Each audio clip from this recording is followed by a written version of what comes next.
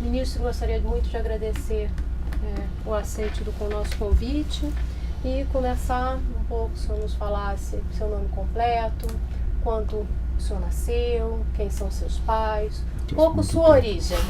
Tá bom. Nelson Azevedo Jobim, Santa Maria, Rio Grande do Sul, 12 de abril de 1946, Áries. Áries, ascendente Áries. Nossa!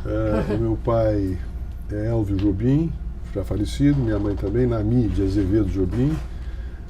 O meu pai era advogado, formado na Faculdade de Direito da URGS em 1968 e foi deputado estadual e exerceu atividade política junto ao Partido Social Democrático.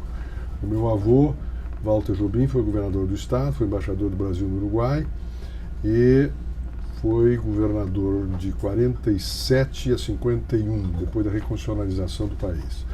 E foi o último presidente do Partido Libertador, quando parte do Partido Libertador constituiu o Partido Social Democrático com a extinção dos partidos regionais. E me formei em Porto Alegre em 1968. O meu irmão... Em Direito. Em Direito. O meu irmão se formou em 1967 também em Direito. O meu pai em 1938 também em Direito na mesma faculdade. E o meu avô em 1913 também na mesma faculdade. Ou seja, uma família de bacharéis. Bacharéis. E o meu bisavô, Labiano de Castro Jobim, havia feito o curso de Direito em São Paulo, na Universidade de São Paulo, mas não chegou a se formar porque ficou com medo de perder a mulher. Aí a noiva e veio para Porto Alegre, casou e naquela época vigia a Constituição rio-grandense que não exigia diploma para exercício de profissão e ele então fez novas atividades profissionais como advogado. Então eu já sou então bisavô, avô, pai, eu sou a quarta geração. De seus filhos? Os 2 filhos advogados. Também. E 2 sobrinhos advogados. E o escritório profissional começou em Santa Maria em 1918. O meu avô se formou em 1913, ele foi Ministério Público, e aí ele teve um conflito político com o Borges de Medeiros. Sim. Porque houve um crime político na época, ele recebeu instruções de não denunciar o réu, enfim, o indiciado, que era membro do Partido Republicano Rio-Grandense, e ele então fez a denúncia e renunciou à função. E passou então a atividade da advocacia. E a política? Também sempre? Ou seja, uma família de bacharéis e políticos? O meu avô fez política desde o início, ele foi inclusive fugitivo na Revolução de 23, porque ele era contra o prosseguimento do presidente do Rio Grande na época, que era o Borges. Ficou um ano escondido nos matos perto de Santa Maria e depois continuou a sua atividade política, virou, enfim, presidente do Partido Libertador, depois presidente do PSD, depois governador do estado. E no final, com a morte do Getúlio, ele foi chamado para assumir a embaixada brasileira no Uruguai. E por quê? Porque o meu avô tinha relações muito próximas com Bages Berres. Sim. Bages Berres, que era do Partido Colorado, e que havia um virtual conflito entre o Uruguai e a Argentina. A Argentina era Perón. Então, o Getúlio, que era, na época, resolve então enviar, era o presidente da República, resolve convidar o meu avô e como era o nome dele? Lá de São Borja, amigo de Perón, meu nome está me escapando. E então esse cidadão foi de embaixador no Uruguai, na Argentina, e meu avô no Uruguai, para exatamente evitar o conflito entre a Argentina e o Uruguai. O Baggio Berres havia, inclusive, antes disso, conhecido meu avô como governador, porque meu avô acolheu o Baggio Berres num problema político lá que houve no Uruguai, que ele teve que fugir. O Baggio Berres é o tio do Jorge Barges, que foi presidente do Uruguai antes da Frente Ampla. Sim. Ponto. Seu avô, então, conhecia Vargas? Sim. Mas era opositor. Era opositor? Era opositor pelo seguinte, história política no Rio Grande do Sul se dividia em dois grandes grupos. Começou isso com o Partido Republicano Rio-Grandense, com Júlio de Castilhos, e depois houve uma dissidência dentro do Partido Republicano com o Assis Brasil. Sim. O Assis Brasil se reuniu aos federalistas do Gaspar de Silveira Martins e fundaram o Partido Libertador. Não é o PL posterior, é o PL antigo. Sim. E aí este PL fez a oposição fazia oposição ao Borges, sendo que na linha, digamos, linha histórica de líderes do Partido Republicano era Júlio, Borges, depois o Borges, Getúlio e depois Brizola. Mas já não com outros nomes, mas dentro da mesma estrutura, né, do velho autoritarismo do Partido Republicano. O meu avô era Partido Libertador. Tá. Fazia posição do Partido Libertador. Agora houve em 1947 uma posição muito dúbia do Getúlio na eleição para presidente da República, para governador do Estado. Sim. Haviam 3 candidatos. Um candidato era do PSD, que era o meu avô, Walter Jobim. O outro candidato era do Partido Trabalhista, que era o Arlindo Alberto Pasqualini. E o terceiro candidato era do Partido Libertador, que era um médico conhecido lá, Martins Costa, uma coisa assim. Bem, o Getúlio tinha problemas com o Alberto Pasqualini. Sim. Porque o Alberto Pasqualini era daquela posição da esquerda católica, tinha aquele solidarismo cristão, aquela coisa toda, e o Getúlio tinha dificuldades, porque o Getúlio era positivista. Sim. O Getúlio vinha da corrente positivista dura, do núcleo duro do positivismo do Rio Grande do Sul. Então ele inclusive fez um discurso no final, em Porto Alegre, a campanha, ficando meio em cima do muro, em relação a apoiar o meu avô ou apoiar o próprio candidato do partido dele, que era o PTB. O Partido Comunista Brasileiro apoiou o meu avô e por problema religioso, que não podia apoiar o Alberto Pasqualini por causa dessa situação. E aí o meu avô acabou depois então embaixador, e quando voltou com a morte do Getúlio, em 54, ele voltou para Porto Alegre e abandonou por completo a atividade política. O meu pai foi presidente do PSD no Rio Grande do Sul, em Santa Maria, durante muito tempo. Depois fez um mandato de deputado estadual, não se reelegeu e continuou com a atividade política no PSD. Sim. Depois, com a extinção, com o processo, apoiou o golpe de 64, todo o Partido Social Democrático apoiou o golpe de 64. Depois começou o processo de rompimento com os militares, já que naquele momento era a questão João Goulart, ou seja, a República Sindicalista, etc, etc. Aí o meu pai toma posição favorável ao processo revolucionário, mas imediatamente começa a romper com os militares, quando os militares tentam enquadrar um prefeito municipal de Santa Maria, que era eleito pelo PTB. Tá. E aí inclusive o hoje governador Tarso Genro havia fugido para Uruguai, para Ribeira, na divisa com Santana do Livramento, no Rio Grande do Sul, e inclusive meu pai foi várias vezes lá conversar com ele, etc., amigos, enfim, havia relações. No final ele teve um rompimento quando os militares endureceram o regime. E eu ingressei, na época, o MDB, não me lembro se já era PMDB ou não me recordo mais. E a minha atividade política começou por acaso. Por acaso pelo seguinte: Santa Maria é uma micro-região do Estado.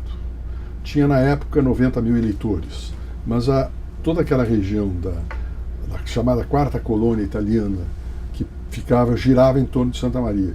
Então Santa Maria girava em torno, na parte central do Estado era a cidade polo, o que representava aí 180 mil eleitores no máximo. Santa Maria tinha 3 deputados federais. Nelson Marquesan pelo PDS, pela Arena, PDS na época. Já o PDS. O Oswaldo Nascimento pelo PDT e o João Gilberto Lucas Coelho pelo PMDB. Esses eram os 3 deputados federais eleitos por Santa Maria, pela região de Santa Maria, digamos assim. O João Gilberto, em 1986, o João Gilberto resolve não ser mais candidato à reeleição. Ele já tinha 3 mandatos, não queria o 4º mandato, ou já tinha 2 mandatos e não queria mais o 3º mandato. e resolve ser candidato ao Senado. Sim. Acaba sendo candidato ao Senado com uma confusão muito grande, porque o Pedro Simon queria fazer uma aliança, aliás, Ulisses, o Pedro, que era candidato a governador em 86, queria fazer uma aliança com o PSD, com o PDS e com o Nelson Marquesan. Inclusive o Ulisses foi a Porto Alegre para tentar formar aliança, mas no Rio Grande é um bipartidarismo muito forte. Acabou não fazendo, mas aí o que fez o Pedro, então senador, eu me lembro se o Pedro era senador na época. O Pedro resolve então exigir a sublegenda, porque havia sublegenda na época dos candidatos ao Senado. Sim. E exige então que os 4 virtuais que se opunham à aliança fossem candidatos ao senador. Então fazem uma sublegenda, de um lado, o Bisol, junto com o João Gilberto, e o Fogaça, junto com o Darcy Klein. Sim. E aí o Bisol e o Fogaça ganham a eleição e o João Gilberto perde a eleição. Bem, eu fui chamado pelo Pedro, e principalmente pelo Paulo Brossard, que tinha sido meu professor, para ser candidato em 1986. Não porque fosse alguma coisa importante, mas é que Santa Maria precisava ter um candidato próprio. O senhor acha que foi por acaso? O senhor, afinal, tem uma tradição, uma por acaso, família porque, toda na política. Por acaso, pelo também, seguinte, tudo bem, mas essa socialização não foi importante? Não. O que foi importante, no caso, foi o fato objetivo da intransigência do João Gilberto ser candidato à reeleição. Não sendo candidato à reeleição, havia um problema. Santa Maria era uma microrregião eleitoral, precisava ter um candidato local. Quem é? Aí, quem é que estava lá? Eu era vice-presidente da OAB na época, Sim. que eu fazia também política corporativa. Eu tinha sido vice-presidente da subseção de Santa Maria, fui vice-presidente da OAB e tinha uma atuação no Estado muito forte, porque a OAB naquele momento, hoje não, mas naquele momento a OAB tinha uma importância política forte, vinha ainda do problema do regime militar, aquela coisa toda. Bem, aí a sorte que eu estou dizendo é de que não tinha um outro nome em Santa Maria que pudesse substituir o João Gilberto. Tendo visto a visibilidade que existia, a visibilidade minha dentro da região, porque eu era advogado muito atuante, advogava em toda, não só em Santa Maria, mas com toda a região. A sorte eleitoral também foi outra circunstância. O Nelson Marquesan foi candidato a governador do estado, portanto o PDS perdeu o seu nome de deputado federal. E o Oswaldo Nascimento rompeu com o Brizola e saiu do PDT e entrou para o PMDB. Logo, os 3 candidatos a deputados, os 3 deputados federais de Santa Maria não eram candidatos à reeleição. Então tudo era gente nova. E o dos mais novos, o que tinha mais visibilidade era eu. Então as coisas se caminham por sorte. O Pedro Simon e o Brossard vieram me chamar para ser candidato a deputado, não porque eu fosse isso ou aquilo, é porque eu poderia galvar votos para a legenda do partido, que é um esquema normal para efeito de cálculo de legenda. Então eu acabei me candidatando, só eu condicionei a minha candidatura à época ao seguinte: o PMDB no Rio Grande do Sul, a origem do PMDB do Rio Grande do Sul, o MDB, era o PTB. E a origem do PDS no Rio Grande do Sul era o PSD. Era o que era na época chamava-se a Frente Democrática. Sim. PSD, UDN e Partido Libertador. E o Partido Republicano Progressista, o PRP, que era um partido fascista, mas que se ligou também ao Brizola, na época e tal. Bem, a origem da minha família era toda do PSD. O PMDB tinha como toda a sua estrutura básica o PTB antigo. Então eu condicionei primeiro uns diálogos com os líderes de Santa Maria, os líderes populares das vilas em Santa Maria, se eles topavam que eu fosse candidato. Porque... O senhor já os conhecia? Não conhecia. Não conhecia, eram líderes do PTB, aliás, líderes do PMDB. Porque, na verdade, quando eu estava no PMDB, eu era aquela figura que era a figura quadro, é um quadro do partido, que não tem nenhuma penetração na base do partido. Discute teses e estratégias, não sei o quê, mas eu não era operacional, nem tático, eu era na parte estratégica, com o quadro do partido. Fazia palestra, as coisas todas. Bem, aí foi feito o presidente do partido na época, que era um grande amigo meu, Abdo Motsi, promove reuniões com essas lideranças históricas do Partido Trabalhista, que eram as lideranças do PMDB na época. E eu vou então me reunir em 8 vilas na Santa Maria com os líderes locais, que na época faziam voto. Quer dizer, cada líder representava atrás de si não só uma decisão política, como também tinha uma liderança na sua vila, na sua micro-região. E aí, na conversa, eu abri o jogo. Olha, a minha origem é PSD, a minha vida inteira, a minha família disputou com vocês, a prefeitura e as disputas agora, eles querem que eu seja candidato, quero saber se vocês aceitam. E aí acabamos fazendo uma negociação política e eu acabei sendo candidato. Nesse interregno, o Oswaldo Nascimento sai, o Oswaldo Nascimento era um líder popular, muito popular. Era um líder de vila, um jeito com muita habilidade popular. Eu era uma espécie de semi-elite, classe média local. Bem, e aí eu entrei e começou a disputa eleitoral e eu acabei me elegendo como candidato local, porque os outros candidatos que foram oferecidos pelos outros partidos não tinham nome. E tu tinhas, dentro da estrutura política, pelo nosso sistema eleitoral, tu tem aquilo que a gente chama candidato preferencial dos municípios. E eu fui eleito pela região. E na época havia o Plano Cruzado e o PMDB fez aquela avalanche de votos. E das 31 vagas que o Rio Grande do Sul tinha na Câmara, o PMDB fez 18. E eu fui o 17º, com 27 mil votos. 27 ou 28 mil votos. O curioso, por exemplo, o Tarso Genro, que foi candidato a deputado federal na mesma época pelo PT, o Tarso fez 40 mil votos, mas não se elegeu. Elegeu o Olívio Dutra e o Paulo Paim, porque ele não tinha legenda, não fez legenda suficiente. Voltar um pouco quando o senhor vai para a faculdade, e assim a gente falar um pouco sobre esse momento da faculdade. Primeiro, se você me dá licença, um pouquinho antes de chegar na faculdade, uma pergunta. Nelson, tu cresceste numa casa que evidentemente respirava direito e política. Você podias falar brevemente como era a relação da criança e do adolescente Nelson Jobim, sobretudo com seu pai, com seu avô? Você tinha uma relação próxima com eles? Ah, sim, muito. E posso complementar então? E como isso acaba sendo decisivo para a escolha de direito, né? Ou seja... Isso é porque é o seguinte, o escritório do meu avô e o escritório do meu pai eram em casa. Na própria casa? Era em casa. Ou seja, você não tinha essas estruturas hoje. Na casa do seu pai ou na casa do seu avô, perdão? Não, na casa do meu pai. O meu avô já estava fora, já estava morando em Porto Alegre. Quando eu me formei, aliás, durante todo o tempo, quando criança, o que eu passava ouvindo? Ouvindo um negócio de direito. E o meu pai tinha um hábito curioso. Na hora da refeição, ele falava sozinho sobre um caso. E a gente ficava ouvindo, não tinha nada para dizer, mas ele estava raciocinando em voz alta. Então tu ficava ouvindo aquele troço, abrindo livros, e interessado nisso tudo. Na época você não tinha televisão, só tinha rádio. Então eu acabava empurrando para essa atividade. Além do mais, tu tinha também uma espécie de condicionamento familiar do fato do meu avô ter aberto o escritório em 1913, o meu pai ter um grande advogado e tinha um grande escritório, que era o maior escritório de Santa Maria na época. Então tudo isso me empurrava para esse tipo de função. Além do fato de que o escritório era em casa. Então o que acontecia? E o meu pai era hoje, se você, um advogado, vê isso, vai achar estranhíssimo.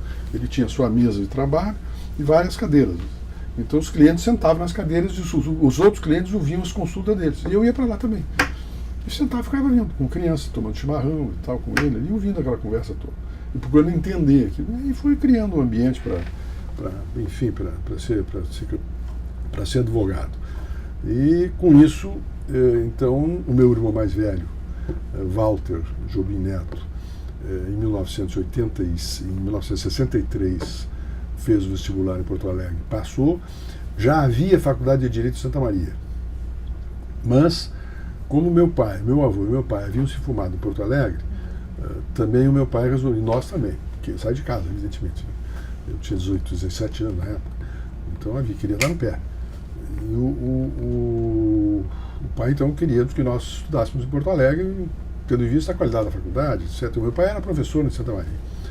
Aí fomos para Porto Alegre, o meu irmão foi em 87, aliás, em 63, e eu fui em 64. Eu fiz vestibular na época, se fazia em fevereiro. Momento quente, né? Momento quente. Tanto o seu irmão quanto o senhor. 63 também, 63 Brizola também. Como uma... Governo Jango, Brizola como uma liderança importante, 2 gaúchos aí. Bom, aí eu entrei na faculdade. E como foi nesse momento, entrando em 64, o golpe militar, né? Bom, aí aconteceu o seguinte, com o golpe militar, a atividade política estudantil, porque eu fiz muito atividade política secundarista, que era muito forte no Rio Grande do Sul, os estudantes secundaristas terem as uniões secundaristas. Tinha lá a USE em Santa Maria, chamada União Santamarense dos Estudantes. E eu fui tesoureiro da USE. E fui também tesoureiro do do Grêmio Estudantil Manuel Ribas, que era o colégio público lá de Santa Maria. A minha formação toda foi em colégio público. A minha família lá, o meu pai e o meu avô eram ateus, e não permitiu. O meu pai tinha estudado no colégio marista, e por ser ateu, teve uma certa perseguição dos padres maristas. Então nós sempre estudamos em colégio público. Minha formação começou sempre em colégio público. Bom, aí... Seu pai era um positivista? Não, era ateu. Não era positivista, era ateu. Não tinha... Depois, no máximo, supor, mais levemente agnóstico, digamos assim. E o fato desse... Meu avô, sim, meu avô era ateu militante. Ele tinha um jornal junto com um literato de Santa Maria, chamado João Belém, chamado A Reação. E eu tenho, inclusive, que está comigo, os exemplares da época, que ele editou durante 2 anos, uma coisa assim, chamado A Reação, um jornal anticlerical. Era só para falar mal de padre. Contava as histórias, dizia que isso, que aquilo e tal. Daí a origem da perseguição, digamos, não é perseguição, mas enfim, dos constrangimentos que os padres maristas criavam para o meu pai, como estudante no Colégio Santa Maria, que era o colégio famoso da época dos maristas. E eu fiz o pai, por força disso, o pai mandava para a escola pública. Então a minha formação foi toda em escola pública. Aí eu terminei e no ginásio eu fiz política estudantil secundarista, que era fortíssima. Nós tínhamos em Santa Maria a União Santamarense Estudantes, e cada colégio tinha o seu grêmio estudantil. E aí você dividia a política estudantil naquele momento, era dividida entre os colégios particulares e os colégios públicos. Tu tinha as discussões entre os interesses dos colégios públicos de um lado e os colégios particulares do outro. Os particulares lidados pelos padres, pelos colégios de padre. E tu tinhas também a União Gaúcha dos Estudantes Secundários, em que a gente integrava também. Então aquilo era um movimento, uma atividade política forte na questão estudantil. E esse era um momento importante porque estava sendo discutida, o senhor devia estar na escola, no ginásio, quando estava sendo discutida a LDB, né? Com a proposta do Lacerda, o senhor já tinha... Foi nessa época. Foi uma época... E se discutiu também o problema da participação dos estudantes do curso superior, você lembra do quinto? Sim. Que era ter a representação dentro dos conselhos universitários e tal. Eu participei desse negócio todo, já na Faculdade de Direito. E tinha também uma relação com a política mais ampla, ou seja, os movimentos secundaristas ali no Sul também? Não era parecido com não havia Rio, ligação não era aparelho. Tá. Nós não, aliás, havia inclusive uma espécie de rejeição nossa de que os estudantes, nós fôssemos utilizados como instrumentos políticos partidários. E os partidos respeitavam isso. Então não havia contaminação entre a relação, digamos, da política estudantil com as políticas partidárias. Embora você pudesse fazer política partidária, você não trazia para dentro da discussão estudantil, não trazia esse assunto. E aí quando o senhor chega na chegamos na Faculdade de Direito, aí complicou, porque aí o que acontece? Aí veio um problema da repressão, houve uma brutal proibição das atividades políticas estudantis, e aí surgiu, digamos, aspas, como substitutivo dessa energia da atividade política, surgiu o interesse pelo cinema. Então o movimento em relação a estudos do cinema era um substitutivo daquilo que a gente não podia fazer na política. Então você tinha um cinema em Porto Alegre chamado Vogue, numa das avenidas lá de Porto Alegre, que aos domingos de manhã apresentava os filmes do Velho Wagner, era a época do cinema novo, Glauber, etc. E acabamos fazendo curso de cinema. Eu fiz curso de cinema, estudei muito neorrealismo italiano, todo o prosseguimento Rossellini, do Sica, depois, posteriormente, Antonioni, Visconti, etc. Já não neorrealismo evidente, também estudando o cinema alemão, e o grande personagem na época também de cinema era o Andrzej Wajda, com como era o nome daquilo? Um grande filme dele era Pérolas e Diamantes, não me lembro mais o nome. Bem, e aí, tu tinha toda aquela discussão, o que a gente fazia? Reunia, assistia o filme e se reunia para discutir. Então, uma grande discussão sobre Blow Up, por exemplo, do Antonioni, um filme que também criou uma grande discussão em relação àquilo, era o filme com a Ana Karenina do Godard, Celui, essa noite. E depois também a grande discussão maior que houve era L'Union dernière et Merenbat, do Alain Resnais. Então era tudo, nós tínhamos que tentar fazer toda uma racionalização daquilo. Ao lado desse cinema europeu, era um grande momento do western, do faroeste. Sim. Então eram os estudos que nós fazíamos, estudos longos sobre John Ford, sobre o Anthony Mann, sobre todo o desenvolvimento da linguagem do cinema, do western, inclusive intercorrentemente os estudos em relação ao Orson Welles. Foi um período interessante. E grande, nós tínhamos grandes críticos de cinema que escreviam nos jornais, era uma forma, e, na verdade aquilo era uma forma de escape, era uma forma de energia, porque eu tenho certeza, convicção hoje, de que se não houvesse um movimento estudantil livre, não estava fazendo coisa de cinema, coisa nenhuma, estava fazendo outra coisa, estava fazendo era política mesmo, dentro da faculdade. Tanto é que nós fizemos o seguinte, em 1965 ou 6, as eleições ganhava sempre a direita, dentro da faculdade. Aí nós resolvemos, e os candidatos de esquerda perdiam feio, que eram ligados ao antigo Partido Comunista, Sim. que era o Partidão. Nós éramos colegas de turma do Marcos Ferman, Marcão, que era um dos líderes do Partido Comunista. Então nós resolvemos lançar um candidato bufão. Inventamos um colega de turma, na nossa turma, e lançamos um candidato bufão, que era para ridicularizar o processo. Eu me lembro que se envolveu nisso o Gilson Dipp, que era da minha turma, e o Ari Pargendler, que hoje é presidente do STJ. E mais outros colegas de turma da minha turma. E na época você tinha, digamos, era o final de uma geração de professores da Faculdade de Direito de Porto Alegre. Os grandes professores estavam se aposentando. Por exemplo, diga alguns. Armando Câmara, Rui Cine Lima, o Galeno Velhinho de Lacerda, Lério Candiota de Campos, o Caminha, esses eu não fui, porque na Faculdade de Direito de Porto Alegre, os professores acompanhavam as turmas. Então, no Direito Civil, eu não fui aluno dos Couto e Silva. Eu fui aluno do outro grupo, do outro lado, do Arlindo Schneider. Então, enfim, foi um grande período na faculdade e no final com o velho Câmara, que era professor de Filosofia do Direito, mas que era um ativista. Então, a grande briga, e isso estimulou muito, porque tinha um colega de turma meu, que hoje é um filósofo, e estudava filosofia, o apelido dele é Caçapava, João Carlos Brum Torres, que nós chamamos de Caçapava porque a origem da cidade dele era Caçapava.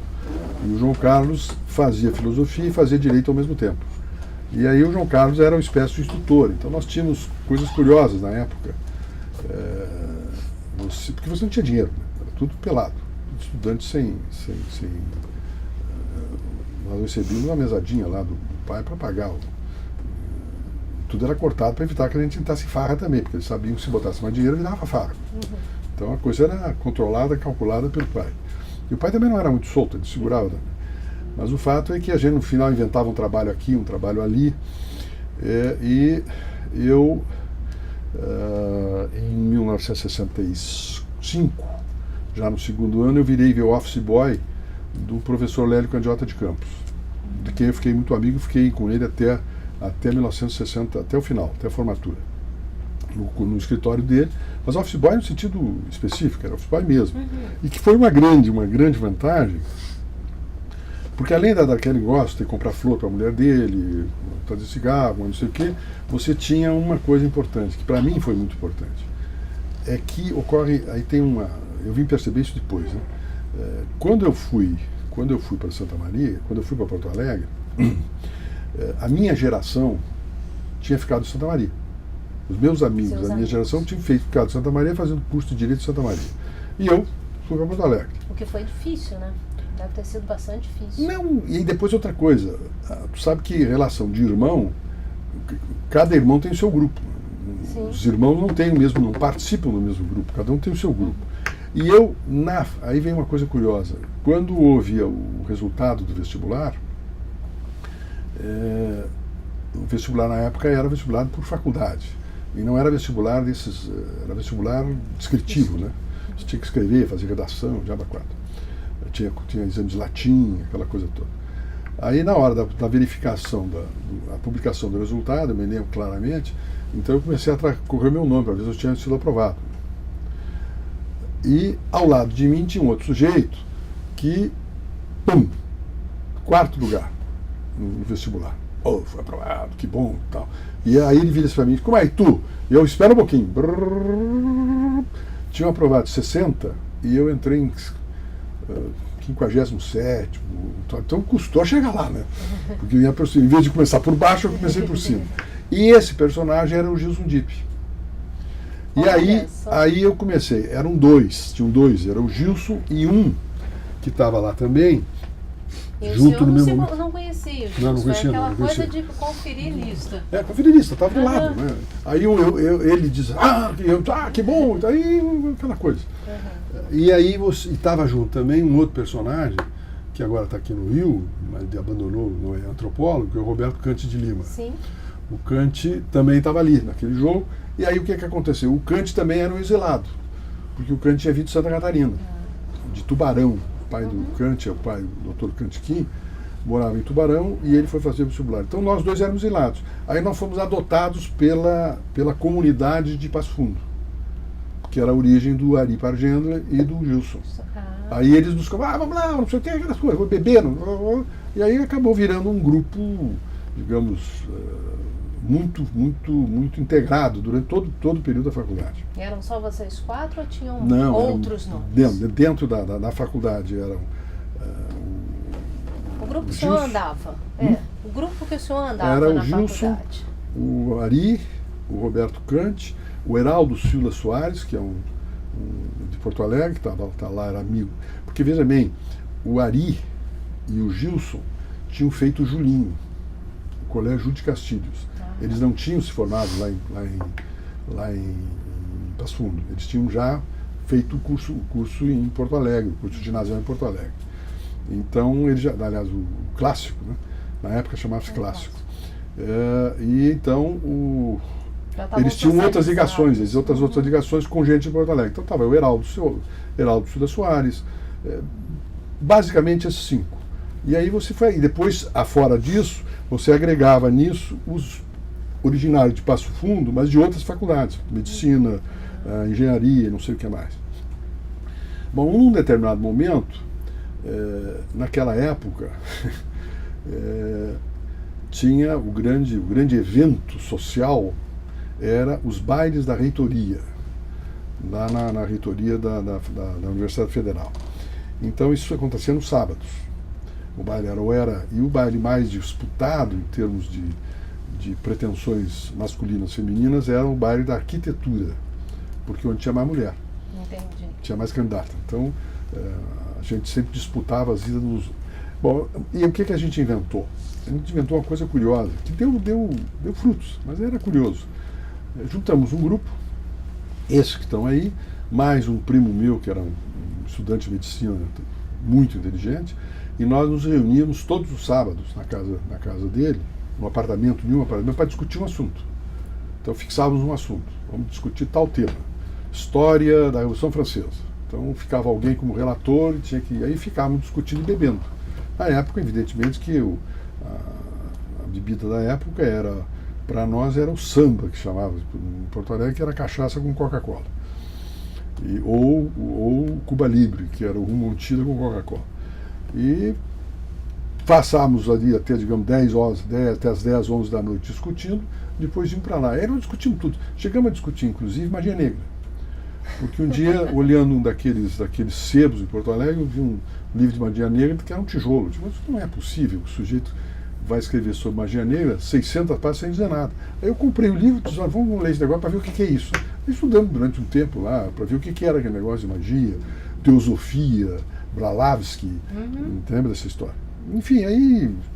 E depois tinha gente de medicina, fazia também exposição, estudante de medicina, que fazia discussão sobre medicina, outro sobre engenharia, outro sobre direito, nós sobre direito. Tinha gente de filosofia, que fazia exposições sobre filosofia. Na época, a moda era Hegel. Então você tinha dois conjuntos, dois tipos de personagem. Você tinha o personagem que carregava o livro debaixo do braço, que a gente dizia que era cultura de sovaco, que levava os livros do Hegel e do Georg Lukács, que era a moda também na época, e o Seria Nada, Letra Lenin do Jean-Paul Sartre. E então nós estudamos o Letra Lenin, tal. Não entramos, o existencialismo era digamos, o grande personagem. Então, na parte da filosofia, era o existencialismo que a gente estudava. E depois teve um fenômeno final, em 68, quando da formatura, é que nós resolvemos, na Faculdade de Direito, tinha um sistema de sinalização do início e término de aula, etc. Era um sino. Era um sino de bronze desse tamanho, às vezes assim, que o velho Manuel da Rocha, que foi o fundador da faculdade, tinha ganho de presente na Itália. E botou esse troço e estava lá. E nós roubamos o sino. A turma roubou o sino, deu uma enorme confusão. A turma é essa turma que não é necessariamente a turma da faculdade. De sala de aula, não, a turma de sala. A turma de sala. Aí já tinha outros personagens, José Pacheco, Foniá, etc. e tal, Conrado Alvarez, que depois veio a ser secretário do governador do estado, na época, já morreu.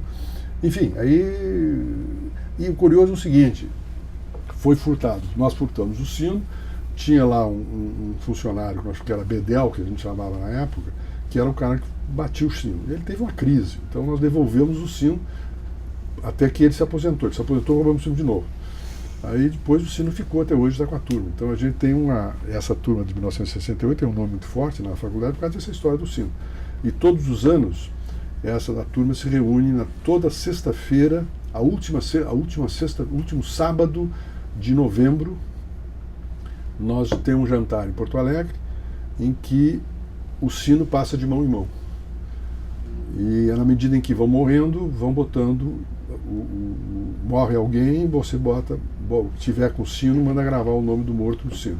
E o acordo final que houve com a faculdade, porque tem uma confusão, o professor Nery da Silveira, ministro Supremo, depois eu vou contar essa história do ministro Supremo, o professor Nery ajudou lá, porque o Galeno, que era o diretor, queria chamar a polícia, não sei o que mais, e tal, mas enfim, a coisa calmou.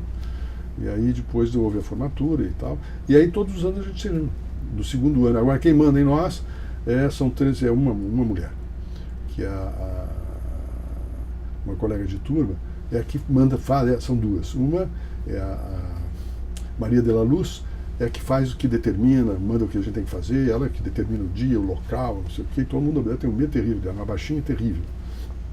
É ótima, respeitadíssima. E a turma está indo. E a gente se reúne. Quantos se formaram? 60. 60? Na época foram 60. 60? Hoje nós somos 48 vivos.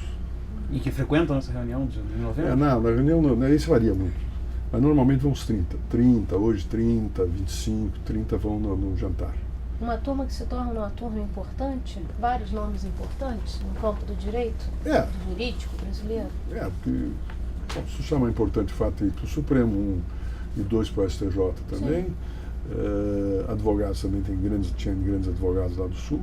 A turma tem Mas não é tanto pelos nossos nomes, é mais pela história do sino. E pelo fato que eu conto que aconteceu foi quando fiz 100 anos, a faculdade fez o aniversário de 100 anos, os ex-alunos foram uma coisa, e eu fui. E naquele momento eu estava de posse do sino. Porque quando eu entrei para o Supremo, ou não? Não me lembro se eu estava de posse do sino. O fato é que quando a faculdade fez 100 anos, eu fui à comemoração e o discurso foi todo cobrando a devolução do sino. Aí o diretor da faculdade, aquelas solenidades da faculdade de Direito, todo mundo paramentado e tal, pergunta, então vamos pedir ao ministro Jobim para ter a resposta à pergunta: quando é que devolverão o sino? Aí eu respondi o seguinte: a pergunta é equivocada. Porque a pergunta, quando vai devolver, supõe que o sino será devolvido. E a resposta é, o sino não será devolvido. Logo, não tem como responder quando vai ser devolvido. Aí foi uma gargalhada geral. E aí é que deu. Depois eu fui para Santa Maria, entrei logo na política estudantil pela mão do pai do Tarso Genro, o Adelmo Simas Genro, que era presidente da OAB. E aí ele que me bota como candidato à sucessão dele. E eu então virei presidente da OAB em Santa Maria, depois eu vim... Mais sorte do que juízo. E tudo é caso. Tem que botar na cabeça, porque eu tenho uma visão de que as coisas vão acontecendo. Se você fazer um projeto, só te dá problema, não te dá solução. Que projeto cria problema. E outra coisa que também aprendemos, daí porque a união dessa turma, é de que as grandes amizades que você obtém são as amizades quando você não tem nada para dar. Então os grandes amigos são os colegas da faculdade. Porque a única coisa que tu pode dar na faculdade é cola. Nada mais. Então você cria uma amizade muito íntima. Hoje eu continuo, aí o Roberto mora aqui em Niterói, o Gilson e o Ari estão lá convivendo juntos muito lá, enfim, encontramos em Porto Alegre normalmente, quando eu vou a Porto Alegre adiantamos com um com o outro, enfim, nos ajudamos reciprocamente. Entendo. E o AI2, e em 68 o senhor se forma, o AI5 vai ser praticamente imediatamente, foi, né? imediatamente. Imagino se formar em Direito e você ver o fim de tantos instrumentos importantes, né? Inclusive na época nós participamos lá de uma manifestação que foi ali naquela ao ar livre lá na Redenção, o Aquário da Redenção, como é o nome daquele negócio? Onde tinha na época, não sei se ainda existe, mas existe, que é onde se faz show. A Redenção teve um show da Elis Regina, e que era um show de protesto, nós fomos para lá para fazer protesto, eu acabei apanhando da polícia de choque, não sei o que mais e tal. Então essas coisas foram passando. Houve alguma discussão? O senhor, em 68 o senhor ainda não está na OAB, né? O senhor volta para Santa Maria, eu volto para Santa Maria e entro na OAB em Santa Maria em 65, por aí, uma coisa assim. 65? Não, então, 75. 75. Tá. 68, por aí. Eu acho que eu entro na OAB na década de 70. Foi logo depois que eu voltei. 61, voltei em 68. Então ali advogando em Santa Maria, cuidando do escritório da família. Não fazendo atividade nenhuma. Que ainda era na casa do seu pai, desculpa. Meu irmão também. Ainda era na casa do seu pai. Era na casa do pai. E tu já tinha tua própria casa em Santa Maria? Você já estava casado? Não. Casei em 69. Logo em seguida. Bom, aí depois eu fiquei advogando e aí ocorreu uma coisa, digamos, também natural, sem nada de... como advocacia de escritório de interior, você tem que fazer clínica geral. Né? Sim. E a clínica geral te dá uma grande vantagem, porque você consegue enxergar várias coisas. Então eu fiz durante muito tempo, fiz júri, inclusive, e tive uma sorte muito grande. Porque ocorre o seguinte, quando eu voltei para Santa Maria, em 1968, aliás, início de 69, comecei a advogar em 69, o meu pai, durante o período da escola, a Faculdade de Direito encerrava a atividade em início de dezembro. e só voltava em março. Tu tinha férias janeiro e fevereiro, mas o pai não permitia férias janeiro e fevereiro. Tu tinha que trabalhar no escritório dele. Ou o meu irmão trabalhava em janeiro ou eu trabalhava em fevereiro, fazia uma alternativa. Bem, e quando eu voltei de Santos para Porto Alegre, aí foi uma coisa gozada. Eu voltei para Santa Maria, eu era um desses estudantes, estudava mesmo, estudioso e tal, era CDF, como se diria.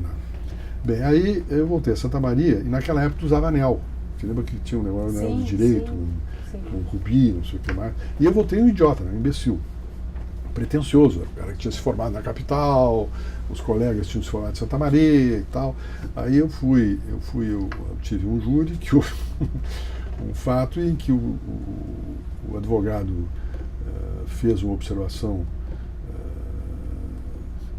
muito, muito curiosa e que me jogou para baixo.